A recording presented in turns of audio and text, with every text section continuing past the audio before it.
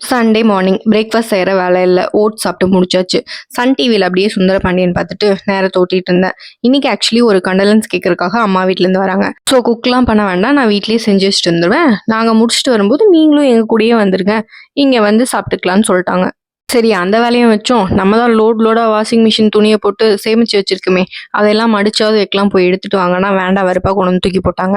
ஒரு 2 செட்டு கூட ப்ராப்பரா மடிக்கல. அதுக்குள்ள எல்லாரும் வர ஆரம்பிச்சிட்டாங்க. ஃபர்ஸ்ட் ஒரு சித்தப்பா ஃபேமிலி, செகண்ட் ஒரு சித்தப்பா ஃபேமிலி, 3வது அம்மா வீட்ல இருந்து எல்லாரும் வந்துட்டாங்க. அப்புறம் என்ன, ட்ரெஸ்லாம் அப்படியே போட்டு நைட்டு வந்து பார்த்துக்கலாம்னு சொல்லிட்டு கிளம்பியாச்சு பின்னாடியே. அங்கே போனால் 2 வாரம் வீட்டுக்கு போகிறதுக்குள்ளே என்னென்னமோ சேஞ்ச்லாம் பண்ணி வச்சுருக்காங்க. இனியும் ஃபுல்லாக மேலே முடியல போல இருக்குது. அப்புறம் என்ன, அங்கே போய் ஜாலியாக சாப்பிட்டு டைம் ஸ்பெண்ட் பண்ணிவிட்டு நைட்டு டின்னரையும் முடிச்சுட்டு 10 மணி ஆச்சு வீட்டுக்கு வந்து சேர்றதுக்கு.